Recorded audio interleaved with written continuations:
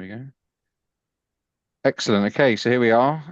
Thursday's Solana Smoke. The last week we were we got dragged really into, didn't we? I think against our will into the whole tokenization Yeah. of stocks. So we thought this week we'd ask Craig Dyer from Hecto to come and help us because Craig's business, which he'll obviously tell us a lot more about, is going even further, tokenizing sort of unlisted uh, SPVs and stocks, right? So welcome, Craig, and we're looking forward to your help in deciphering all of this. Thanks, Ross. No, I appreciate that. So a quick intro. I'm one of the co-founders of Hecto Finance, recently launched business out of Dubai. We are creating a product to tokenize an index of late-stage pre-IPO companies. So the word Hecto, name of the business, comes from hectacorns, any business which is valued at over $100 billion of market cap. So our index will be based upon what is currently around 7 private companies, which are considered to be hectacorns or hectos. So we're in the process of raising capital right now and looking to launch our first product probably by the end of Q1 this year. Very nice. So Excellent. And I what? was So, curious about the names, but you already answered my first question, Craig. So good for you. Yeah, names you'll be familiar with in terms of the companies we're looking at will be like SpaceX, OpenAI, XAI, Stripe, these businesses which you'll hear all over the news these days, and everybody's excited by them. 100%. So it's actually pretty tech focused, but I guess those valuation actually come from kind of the tech angle usually, and these big PE kind of ratios, no? Yeah, the valuations is an interesting point right now. I mean, tech focus, yes, but I think we're seeing a lot of the increase in valuation coming from the AI focus and the AI angle. That's really driving some crazy valuations right now. I mean, take OpenAI, for example. We're looking at potentially something in the region of 800 billion market cap. SpaceX is similar. I mean, it's not an AI business per se, but it's again reaching valuations very, very high. Anthropic recently announced that they're probably going to be doing a fundraise at around 350 billion valuation. I mean, this is crazy for for private companies to be kind of hitting these market levels. Yeah, 100%. And I mean, of course, on the news there was a lot of talks about SpaceX maybe going IPO. Would it kind of be removed from the Hecto, or did you actually even think about that? Yeah, of course. Yeah, we have a process in place to manage exits of these companies. That's the long-term goal of these businesses, right? Is we would expect them to be looking to exit at some stage. The interesting trend that we're seeing, though, in the private market space is that companies are staying private for longer.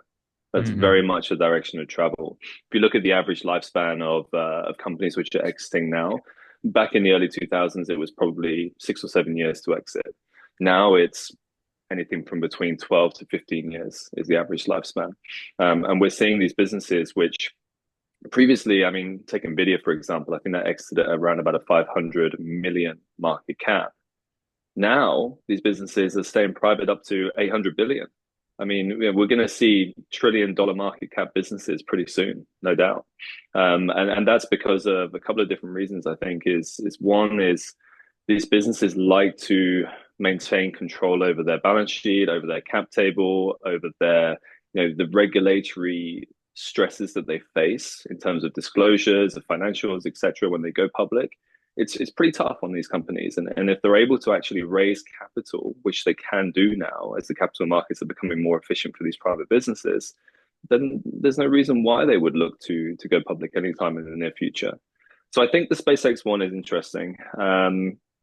It took people by surprise, I think, when kind of the rumors started around SpaceX going public, because we all know that Musk has struggled with Tesla being a public company. Let's see if it really happens or not. I'm still a little bit on the fence as to whether this will actually happen.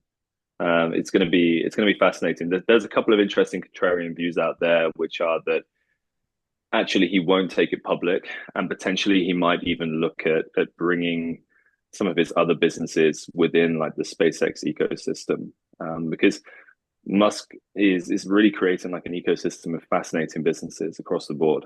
and there's a lot of interchangeability between these different companies. So, we've heard rumors of maybe Tesla and XAI merging, or XAI and SpaceX merging. There's so many crossovers that potentially it might just not be a clean cut pay of SpaceX going public. Yeah, no, I think we already see, I think, this cross-pollination across these businesses where, like SpaceX is buying the Tesla cars, and there's a lot of cross-marketing as well.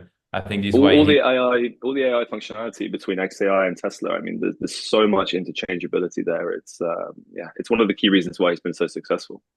100%. And I mean, his personal brand as well is massive. Yeah, And of course. there's genius behind it. So yeah, good for him, and let's see what the future holds. And then for Hecto, then Craig. So these companies are saying, well, we don't want to sell on the public markets because the public's a pain, and all the rules that go around that are a pain.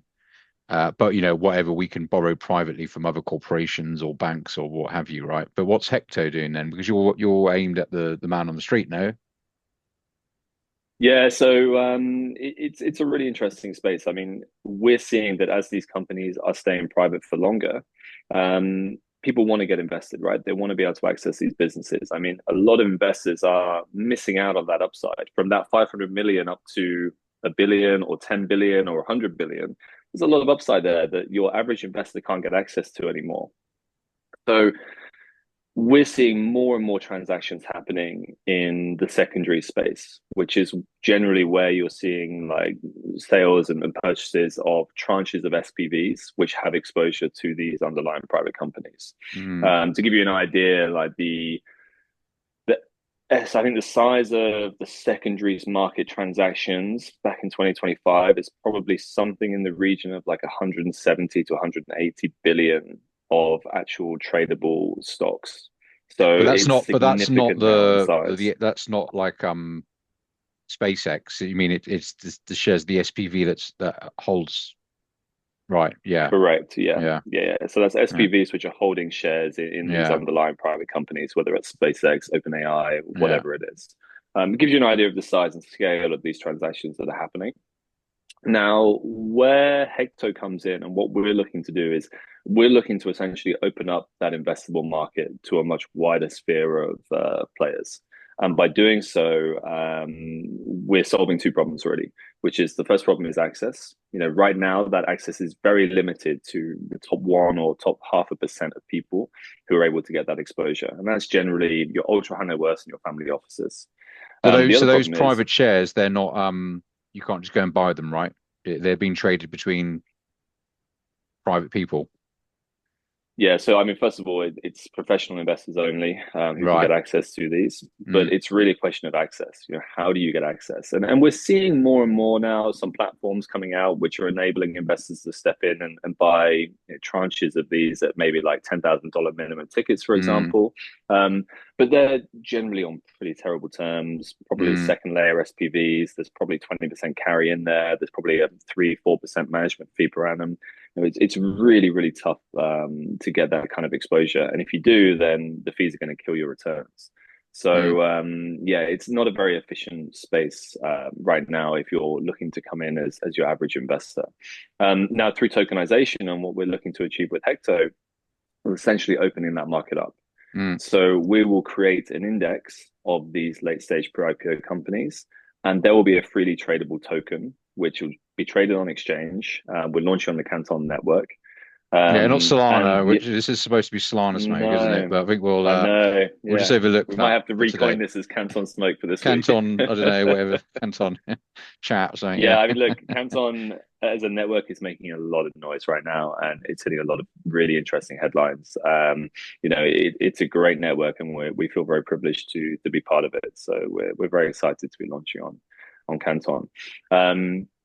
But yeah, so back to tokenization, it's really solving that issue of how do you get access, to be able to go in and buy a token which is reflecting that index exposure is going to be absolutely key. So that's the first problem. The second problem is liquidity. And once you get access to these investments, how do you then get out of them? I mean, some of my clients, when we started investing into SpaceX, it was back in 2019, 2020, and we invested at like a 75, 80 billion valuation.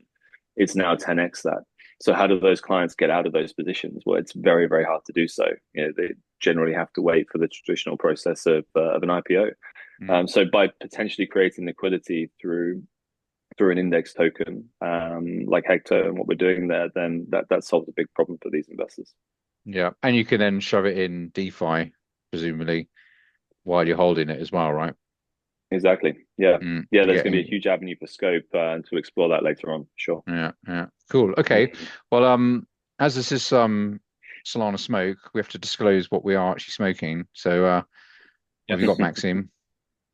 So today I'm going with a local Palmaria. So it's from the island of La Palma here on the Canary Islands.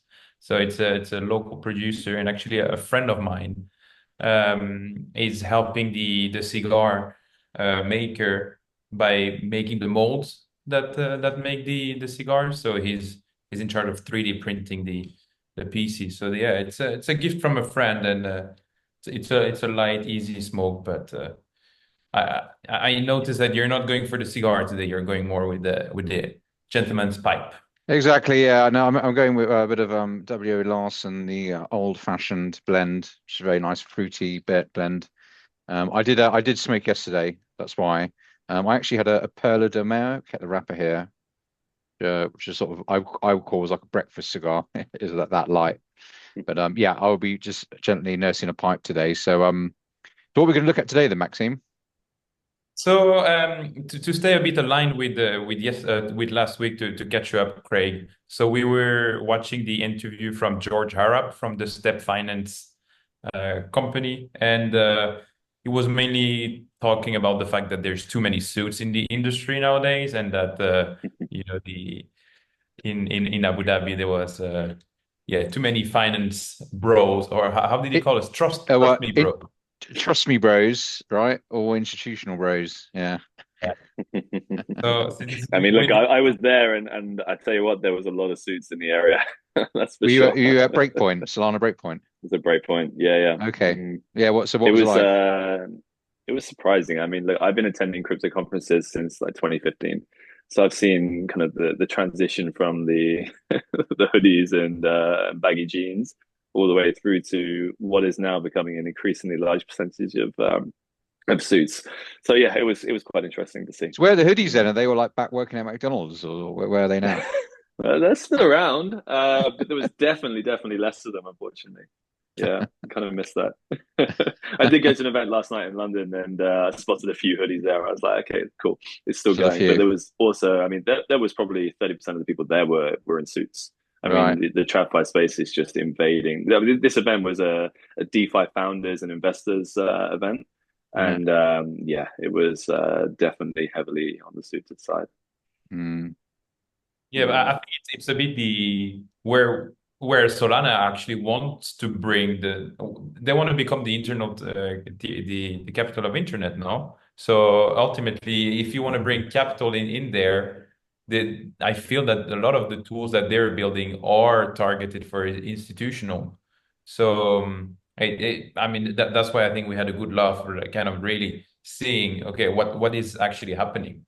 Do they want the institutional people, or is there always going to be this kind of cultural clash, you know?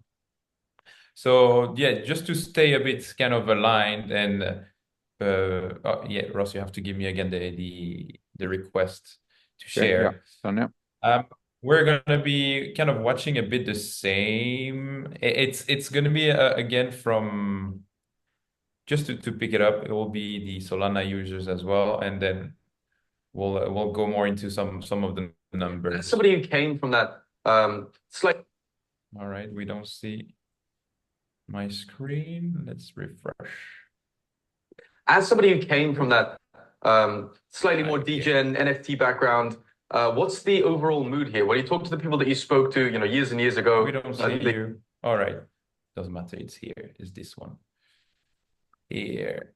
So Warbucks is as well from Step Group, but yeah, Like you'll see, he's got a little bit of a different vibe than George. So let's just start. I've got the beginning because they're just welcoming each other. So. And of course, Craig, whenever you want to stop me and then you have a comment, the idea is just, you tell me stop and then we chit chat a little bit about it. Is Yeah. the share Sure. screen working, or is it just the audio? Can you see it or no? No. No, not yet.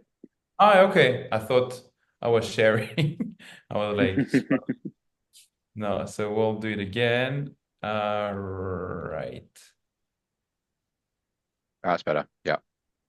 Cool. All right. Excellent. Perfect. Okay. From that slightly more degen NFT background, what's the overall mood here? When you talk to the people that you spoke to, years and years ago at the, let's say, original batch of breakpoints, are people happy about this change? Are people welcoming the TradFi giants, the institutions, or are they saying, to be fair, we are surrounded by NFT panels out here, so it's not like we've lost NFT. Pause it, Maxime. Is Warbucks like his online name? Do you think? Is like his Yes. Discord server name? Yeah. I think it's his X account. Yeah. So if you're actually looking on Google, like who's Warbucks, it doesn't appear. You have to kind of do Sherlock. You have to go into World of Warcraft to find him. Exactly. But yeah, he's a colleague of George as well, part of the Step group, and I thought it was just fun to introduce again the whole suit, because I think you, Craig, mentioning it, I think maybe it was kind of the top event. There's no single interview on Solana floor that I jump in and they're not somehow making fun of the suits. So I think it's our Yeah, turn yeah. Look, I mean, full disclosure, Maxime, my background is in TradFi as well. I mean, I've been investing and looking at the crypto space for many, many years, but yeah, I'm a TradFi guy by background, and I've only recently kind of made that big step into the DeFi space. I think So I've it's got a a wardrobe full of as suits well. here. Yeah, 100%. I mean, but also Ross and I have kind of the same, we were born before crypto, so like Yeah, you yeah, had to be exactly. doing something before that. And so we've Mm-hmm. got Warbucks, our World of Warcraft friend, and who's the other guy then, Maxime, that we're going to listen to? I do not know his name. He's from Solana Floor. He's the interviewer. Oh, okay. He's interviewing Warbucks. Okay. Yes. Okay. All So right. yeah, you'll see the evolution is quite fun. Reminiscing the good old days of the NFT bull run, or are they happy about the maturity of the industry and the ecosystem? I think that's a great question. And it really depends on who you talk to. Of course, even myself included, right? You first started off, it might have been the Solana NFTs that first bring you in. And I think that's the story for most of us here, right? It's the degeneracy, it's the NFTs, it's the meme coins, whatnot. Exactly. But then you mature. Like any industry, we mature, we grow, we understand, okay, if we want to keep going, it's not about we were early or we don't want to be early anymore. We want this, quote unquote, big money to come in. We want the trust. Here it is. I think that's all we need to hear, no? He even says it himself. Like this is what they've been building, Of course, at the beginning you want to be kind of against the crowd and create your own thing, but they want the trust, they want the big money coming in. So I mean, think more... while we've been taking the gentle piss out of them, to be fair, they probably are building with that in mind, right? So that would give you some confidence that this might be secure or what have you, right? If they're like, right, we're gunning for the big institutional money, so that's sort of reassuring, isn't it? Yeah, exactly. And Step is as well, part of, Remora is part of Step. And I don't know if we're gonna go along and watch until here, but at some point they mentioned that 95% of the tokenized stocks are actually on Solana. Oh, really? And so I made some research, and I don't know if you can actually see it clearly here. That's interesting, isn't it? Yeah, that's very interesting, isn't it? 90%. 95%, yeah. Mm. So the more I digged a little bit, I thought Ethereum, would be the one, but this is when they're being smart because they're talking about on-chain tokenized stocks. So really, having the DeFi element being brought in, whereas a lot of stocks are on Ethereum, you have a lot of these funds that are built on Ethereum, but they don't have the DeFi element. element to it. Yeah.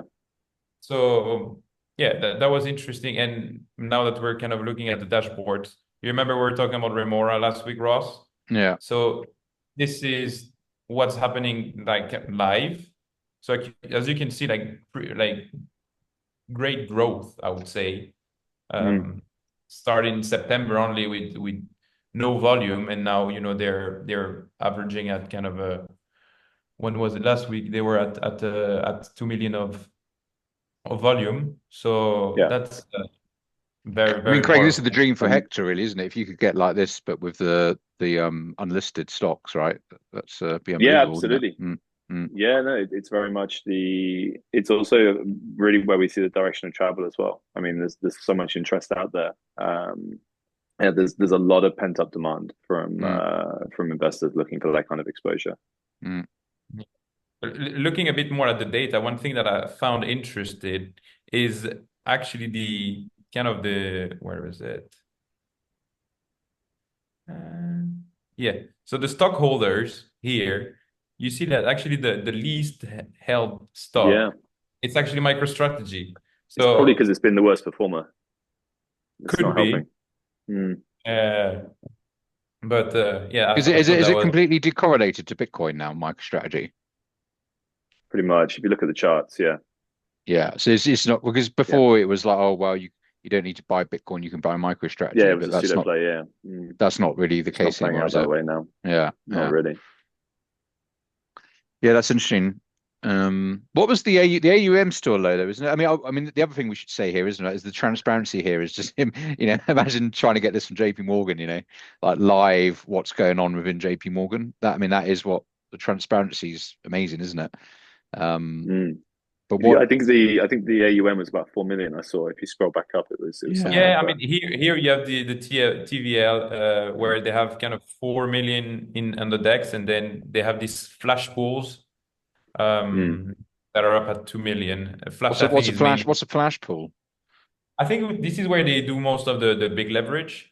I think this is that they were talking about this flash trade where they do kind of the 10x, and so really kind of using the full power of DeFi. Oh, what? So they have some sort of DeFi thing going on, you mean? Like them? Yeah, of course. You can now trade your R stocks, which are the Remora tokenized stocks, at a very big leverage. Is that basic like? Well, yeah. So you buy so rather than buying the S&P 500 or Nvidia, you buy the Remora token. But then is Yeah. that So they've you got get, their own like then you can stake it in their pools? Is that what that is? You then stake it back with them, and then that's got some other sort of and I financial. guess this is how then you get the yield on your token. Yeah. Yeah, they've got so they have like another sort of product, right?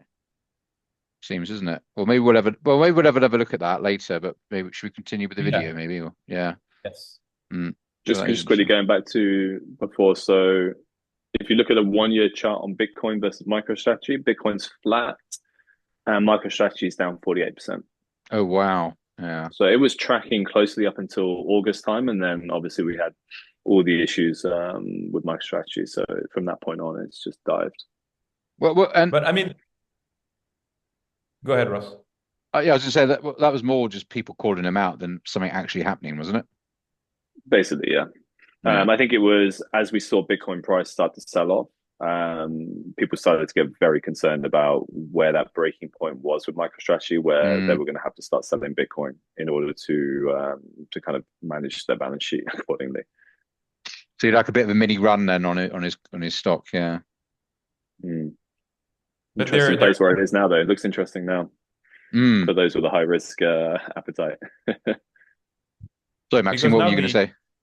No, I was going to say that if I remember well, like their average buying price is still kind of 78 or 80K, no? I think it's around 80K, the last I heard. Yeah.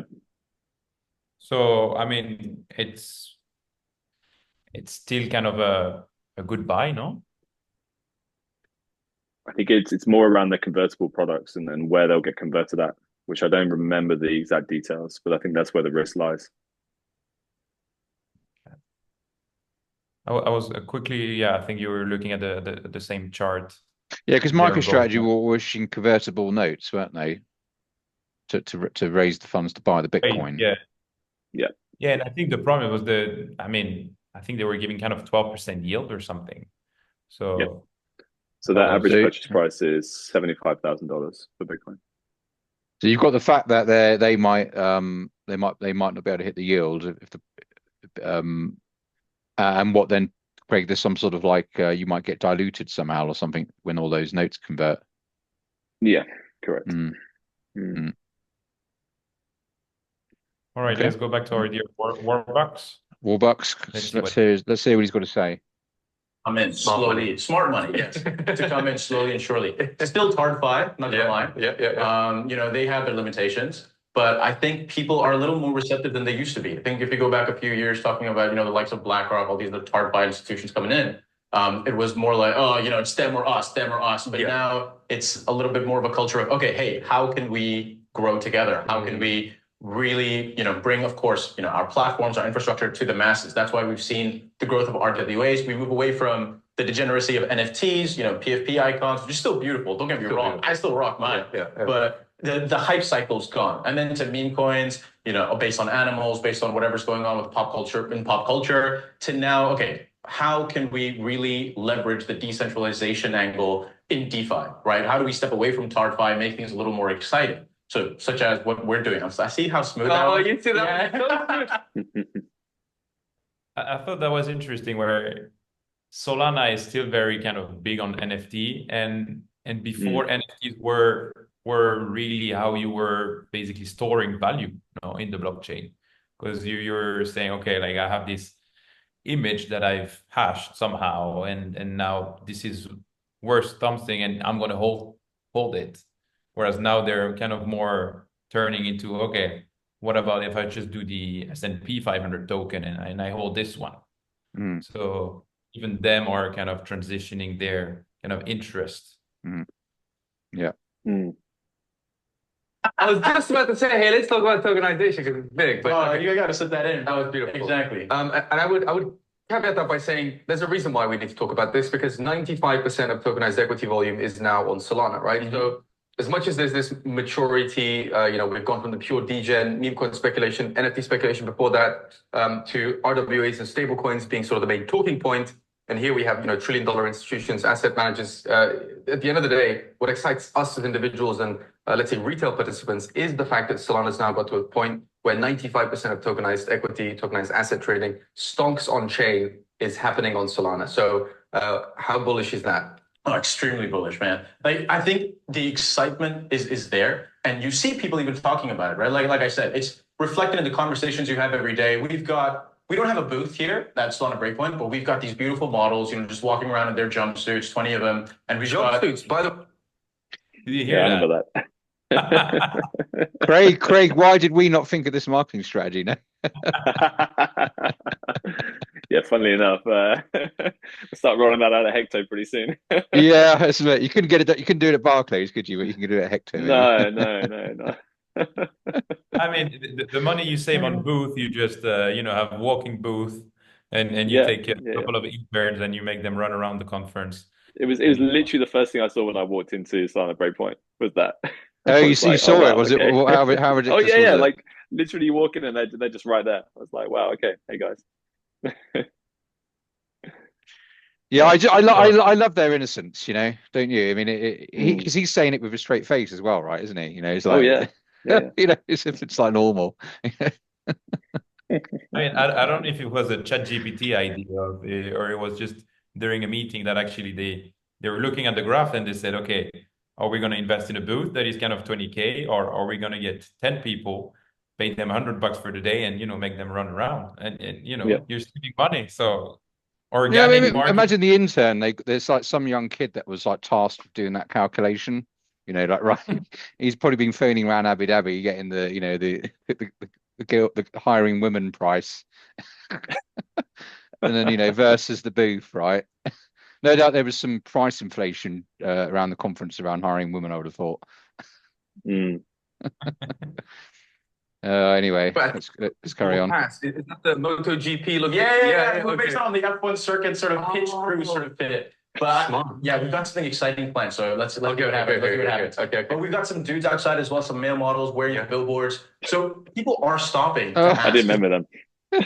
You didn't see that, did you, Greg? Billboards. I didn't see that part, no.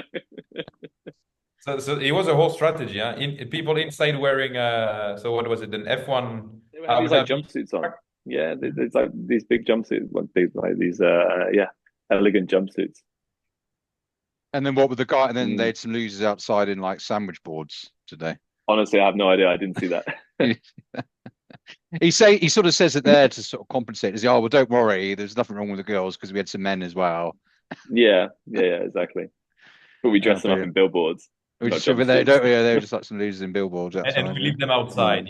And they leave them outside. Yeah, Yeah.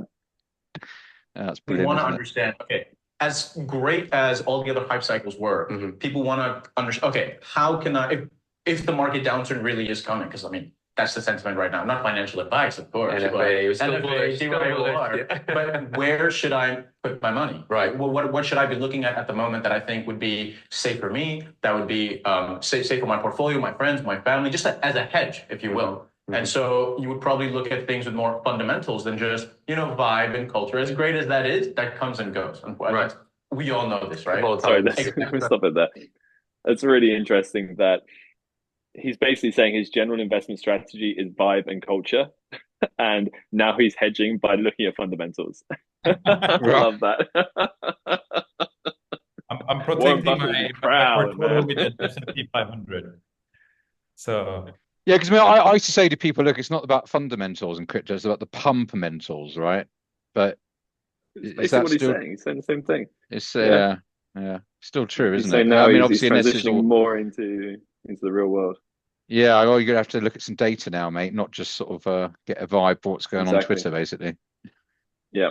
yeah, I mean, like he was mentioning before, it's like now I cannot just identify what animal is trending. I actually have to look at the actual value behind the company. So yeah, has the animal got 4 legs and a tail? Let's do some analysis. Yeah. A very volatile industry. So where are the fundamentals? What can we rely on? What is stable? And that's why I think the RWA culture is really taking off on Solana. 95%. It is. And I think if we follow that natural trajectory of people came for the NFTs, they spent even more time and energy and effort around the meme coin hype cycle. I guess it's a reasonable question to ask, what is the next hype cycle going to be and how can I have fun? And I think it's totally reasonable to expect that something like tokenized RWAs, tokenized equities might fill that gap in the absence of other forms of degeneracy. Oh, dude, I'm so glad you asked this question. Oh. And so now they're looking at stocks that's something fun. Now is RWA culture, he called it. I like that. I'm going to use that. That's like our life, basically. That's true. RWA culture, yeah. It's a really interesting idea that he has there in terms of when I look at RWAs, I think of it potentially more as the avenue for TradFi to come into crypto and into DeFi. And that whole new pool of investors that you're opening up to. Whereas he's looking at it more on the lines of like, TradFi are there, they're helping to facilitate this now. And it's going to be the next step on the journey for us crypto bros to jump onto. Or worse, it's the next hype cycle. Exactly, that's the thing. Yeah.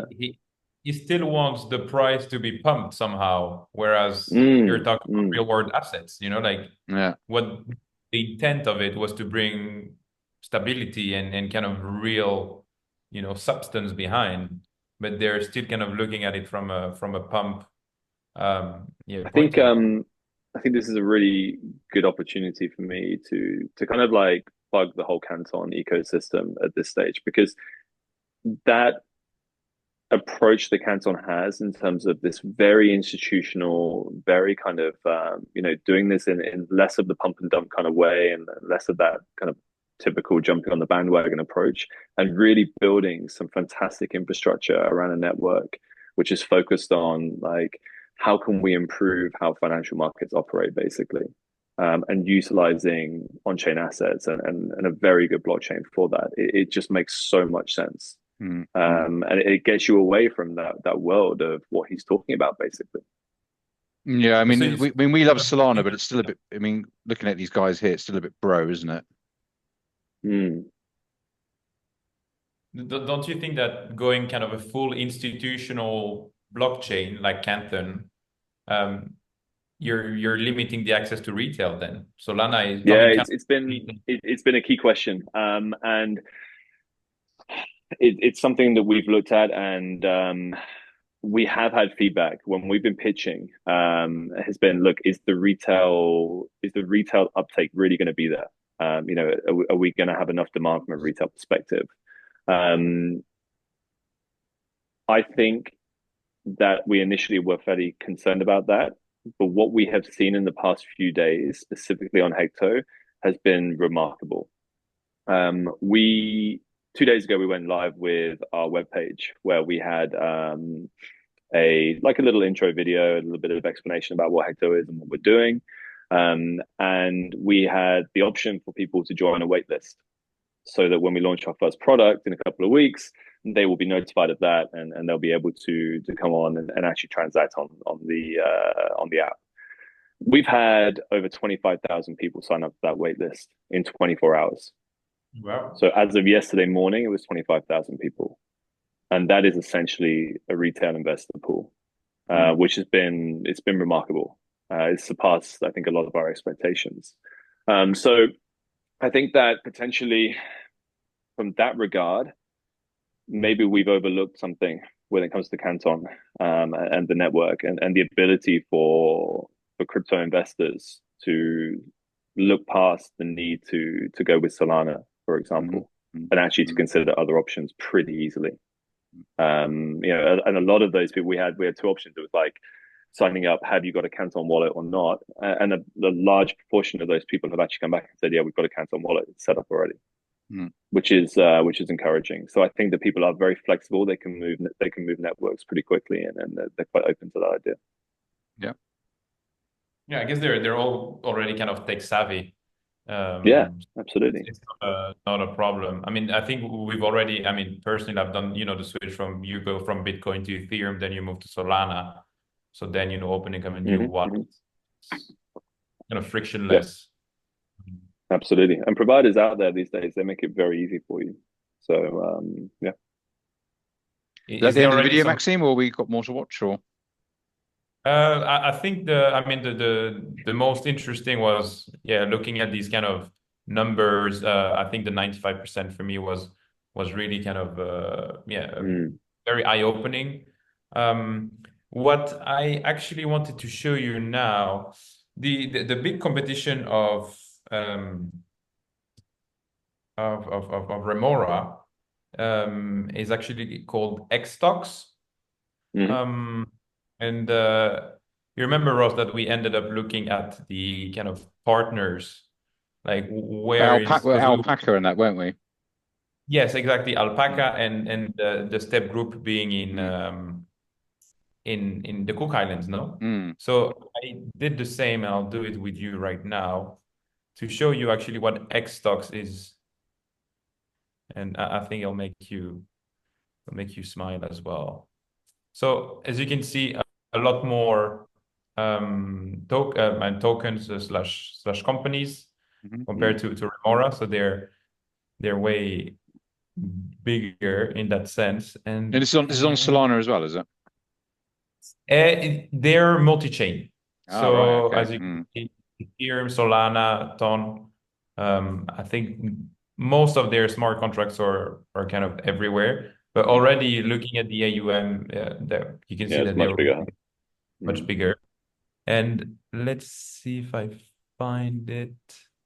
Terms of service. No, I had it yesterday.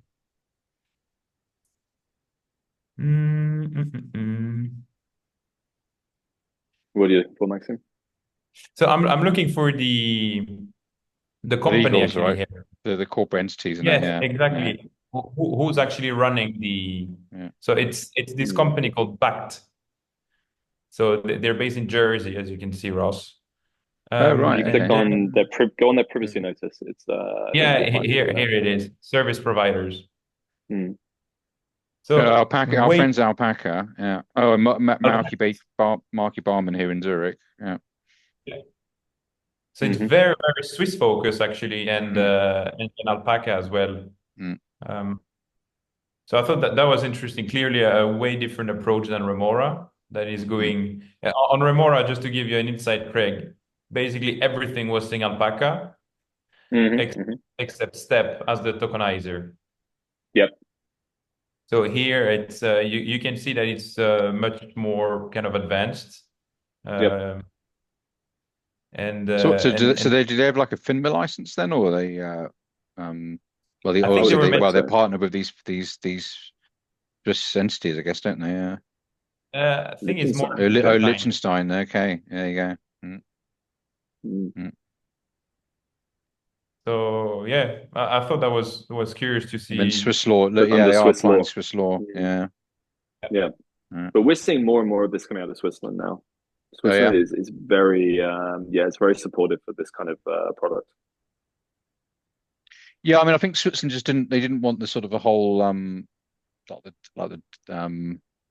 the degen stuff really, right? Mm. The they didn't want too much of the exchanges and that sort of thing, but sort of legitimate businesses like this, that's using all the Swiss ecosystem as well, right? Partnering with well-respected institutions they're Yep. happy with. Mm. Mm. So yeah, that was a kind of the other side of the coin of Remora that I thought that was very That's interesting. interesting Yeah, too. what's the backs then? What's the Jersey bit then? Who are they? They the sort of the brains, are they? Um, so back, let me go back to it. Um,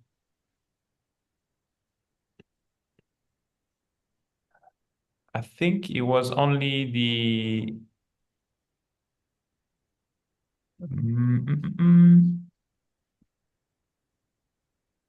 But I don't. Yeah, they're the issuers actually. Right. Mm. So I know you don't see the screen anymore. Let's go back here. So they're Backfinance.fi. Mm. yeah, they are based in Jersey and yeah, consent by the Jersey Financial Service Commission. So and 100% backed by the Swiss entity. So Mm. shareholder is the Swiss one. But yeah, they're using Jersey for issuing the tokens. Yeah, there's actually And a memo on the Jersey Finance website about them sort of announcing it actually. So they're yeah. all right. Mm. Now that I have you, Craig, do you remember the talk from Forma at in Abu Dhabi? No. So Forma, now that we're talking kind of the islands where Ross is very familiar with them. So Mm. Forma is this company that kind of create hubs Mm. for kind of crypto projects to, how were they called? Um, yeah, kind of places where not hackathon, but kind of bigger in in the sense of places where the community kind of gather, and try to Yeah. create kind of hubs.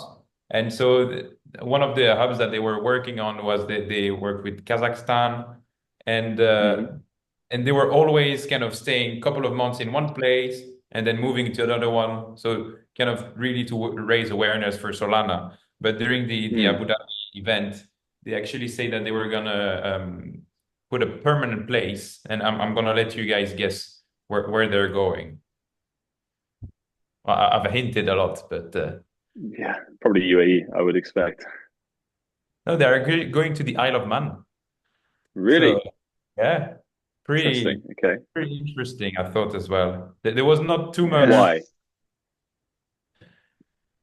And what activity are they doing? I mean, Isle of Man is known as a sort of online gambling license place, actually. Mm. Yeah. Yeah, So that sort of goes a bit hand in hand with crypto. Yeah, I mean, it seems to me like we just did a step debate about jurisdictions. There isn't really one that everybody's going to. I know Cayman had a lot of traction for a while, but I think everybody's worked out how expensive it is there. So it sort of looks like everybody sort of finds their own little mesh of jurisdictions that works for them, doesn't it? Yeah, I think BVI is getting a lot of attention at the minute. For utility coin issuance. Utility coin issuance, yeah, exactly. Yeah.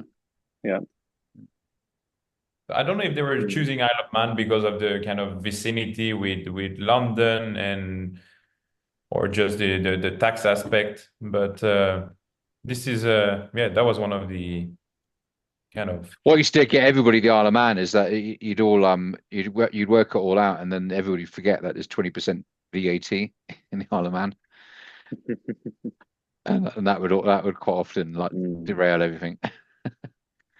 It's still got UK VAT levels, and it's a little bit too close to the UK. A little bit. It's not quite as detached as Jersey and Guernsey. But yeah, why not? Yeah, exactly. I mean, I just thought it was a nice segue from Jersey, Isle of Man, but I would have thought like you, Craig, going with the UAE or somewhere where it's a little bit more vibrant, a little bit more connected somehow. Yeah, definitely. Yeah. I mean, I think like Ross, I'm familiar with Isle of Man more from a kind of gambling perspective, but less so from a kind of like crypto community perspective, for sure. They unfortunately on the talk they didn't really give much more. They said that they went through kind of 40 different candidates and ended up with them. I don't know if it's because they had talks with the regulation and the regulators are kind of seeing an angle. Maybe they obviously never visited the place, did they? I mean, that's clear, right? They were mentioning the nature and everything. So the wind, rains a lot. the wind, the rain, and the fact that you're more, 70% chance of having your flight cancelled for fog to get out of there. Yeah, exactly. I sort of find it quite amusing with the guys that sort of went for the Jersey Swiss structure. I mean, my God, the Jersey Swiss and Liechtenstein structure. I mean, can you imagine trying to comply with all of that? I mean, that is some tasty regulators there, right? I mean, very obviously prestigious and all that, but you need to be on your ball there, huh? Yeah, you have to be mindful of everyone, and it's still a bit, slow. So I don't know if this is what they like from it. Yeah, dealing with all those Swiss banks. Liechtenstein is just a maze, right? You think you understand it, and the next minute there's like some weird, like VAT law or something that you trip over. And then I mean Jersey's just got probably the toughest offshore regulator out there. So well anyway, we'll see what happens to them. And that they're hiring compliance officers. We're keeping things pretty simple at Hecto. We're launching under Vara in Dubai, which is so did you make a decision in the end then you're going to go with Vara? We're 99% of the way there. We're just finalizing agreements with a partner there to help us. So you think that covers everything that you wanted to do, does it? You could do everything under that one law, basically, right? Exactly. Yeah. And the team that we're going to be working with there, I mean, they wrote the regulation for VARA, so they know it like the back of their hands. So it's a good company to partner up with. So it seems like a very suitable option for us. Cool. Yeah, from the X stocks, what they were again, the problem with their customer, they were saying again, no US. So you think you'll have to apply the same geo restrictions for Hecto at the beginning? Correct. At the beginning, yes. Yeah. Unfortunately, it is what it is. But let's see. Maybe that will change in the near future. Because what's the regulatory? What is the regulatory framework in America? Is it the Genius Act? But that was like stable coins, wasn't it? Or there just isn't one like the UK. think there looks like they're going to be announcing something pretty big soon. From what I've There seen, isn't one, is especially there? around But basically, RWAs as well. it's just the Genius Act, which I think was to do more to do with stable coins. So there isn't actually a regulatory framework in the US, basically. Or although you probably fall into something else that you could get in trouble with. Yeah. Yeah. Yeah. Did you see the Clarity one? Is it the one you were thinking of, Craig? This is the upcoming announcement, I think, right? Yeah. Yeah. I saw it as well. Let's see if I can find I did something. see a video of the SEC chief. I didn't actually listen to the video. I just saw the sort of things. I don't know what he actually You said. should. I know exactly what you're going to say now. Saying that, yeah, Go on. in 2 years they want all instruments Potentially 2 years. on chain. Yeah. This is wild, right? Yeah. Head of the SEC saying that he said on the video, he said it could be anywhere between 5 and 10 years. He said it could even be as short as 2 years. But he's saying we want essentially that. like everything on chain. Yeah. It's going to change the scope of the financial markets completely. I mean, the previous SEC chair was Gensler, wasn't it? He's like he's like an incredibly intelligent guy. I mean, he probably knows more about crypto than everybody. But he was obviously just playing a role at that time, right? Of just sort of holding things back. It wasn't that they weren't pro crypto. I mean, that guy. And you've watched his lectures on cryptos. I mean, he knows like that. You could tell you everything about the code and everything, right? So I think they were just sort of holding it back a bit, weren't they? That's all. Not that they weren't going to embrace it. But there are a lot of advantages to taking everything on chain. I mean, instant settlement is going to change everything, and it also enables them to keep a closer track on actually who holds which shares and which company, which right now is not the easiest thing to do. So you can see why they want to bring it on. But let's see how quickly it will happen. I mean, look at that transparency on that dashboard there, right? I mean, imagine you've got that across the whole financial sector live. Yeah. That you and I can look at, right? I wonder if they're ready for that level of transparency. It's going to change the game. Yeah. Cool, guys. Well, I think that's probably good enough for today, isn't it? Yeah. Thanks a lot, Craig and Ross, for joining today. I think that was very insightful. Thanks for the invite. Thanks for giving us an overview as well of Hecto and Canton. I think a lot more reading to do, clearly, for us. I think for a lot of people, there's there's a bit of a learning curve there in terms of the network and what they're looking to do, but it's very exciting, and you will see it more and more, I think, as you start to explore that space. It's making some waves, definitely. Cool. Good stuff, gents. Chat later. Talk soon. Thanks, guys. Appreciate the invite.